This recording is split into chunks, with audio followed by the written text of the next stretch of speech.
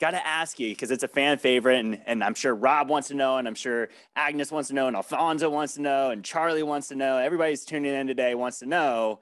Can you share with us maybe a quick little story of either a trade or an investment that went really well for you, or maybe one that turned out to go against your thesis, and just kind of give us an insight on that? Boy, I mean, I've had some good and bad. I mean, I've hit a few home runs and I've struck out a lot. I can give you a lot of those stories where I hit doubles and triples and singles. But I have hit some home runs and I've struck out too. Look, I mean, you know me by now. I mean, I'm not a market timer. I'm a value investor. I buy and hold for the long term. But I would think in terms of like some of the big hits were probably Power REIT last year. It's a nano cap name, PW. And, I'm actually finishing up this, I think I mentioned earlier, this cannabis series. I'm going to call it Separating the Weed from the Chaff, by the way. Hopefully the Seeking Alpha editors will let me use that. So the cannabis has been interesting. There's a lot of volatility. So if you time it right, we're not market timers, but if you time it right, which we did with Power REIT, we were up 170% with that company last year. Now they've lost most of it back this year. I just talked to the CEO on Monday, and actually shares were up 15% yesterday. Not because I wrote about it. I don't know what caused the company to go up, but it's such a volatile name.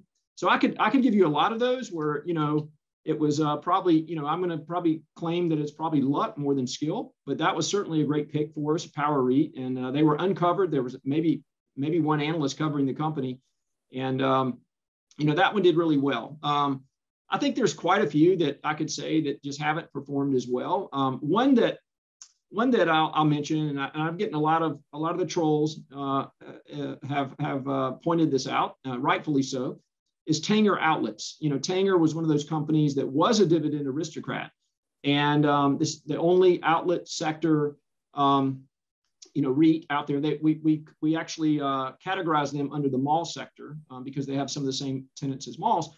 But we've been bullish with Tanger a long time, but kind of the perfect storm lined up for Tanger to have to cut that dividend. I mean, they were obviously their payout ratio was close, or before the pandemic, it was, in other words, it's very tight. But we felt like they would maintain. We felt like they would maintain their investment grade rating. And then, obviously there's retail was struggling before COVID. I'm sure you know that, and just e-commerce and the impacts of digital. But I've always felt like the outlet business model is a proven business model.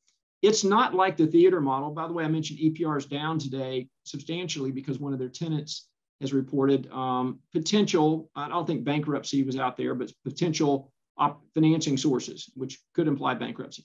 But theater sector is different than outlets. And so we've hung in there with the outlet sector, although, it was a tough time. And a lot of REITs, especially retail REITs, really got torched in theaters and malls in COVID. But Tanger has really bounced back. So if you look at, our recommendations with Tanger, yeah, I mean, we had some people that didn't like us during the pandemic because we felt like that business model was was still going to survive. And it has. I was at a Tanger outlet last week, and I'll say, this, I can't say a whole lot, but I'm actually considering, I haven't signed a deal yet. If I do, I'll let everybody know, but I'm considering actually being a tenant in an outlet concept. I'm looking at it now as a possibility in this rollout that we're doing.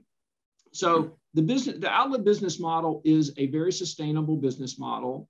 It does have risks to it, but we found out through the recovery in COVID that the outdoor sector has performed really well. And Tanger's portfolio has performed extremely well. So it was I guess you could say it was a bad call during COVID, but it's turned out to be a really good call coming out of COVID. So again, we're still doing the same thing. We're looking at fundamentals. They're always going to win. And there are companies like EPR that we avoided. And I'm glad we avoided because they underperformed before COVID. They underperformed during COVID. And as it relates today, they're underperforming today. So those fundamentals are key to us. It's not that we have some kind of magic, crystal ball. It's just we spend a lot of time looking at the balance sheets and income statements, meeting with management teams, and our team in general. We have weekly calls with our team just talking about what are the risks with these companies and And because we take we put a lot of effort in our business, and hopefully you'll see that if you come check us out at iREIT on Alpha.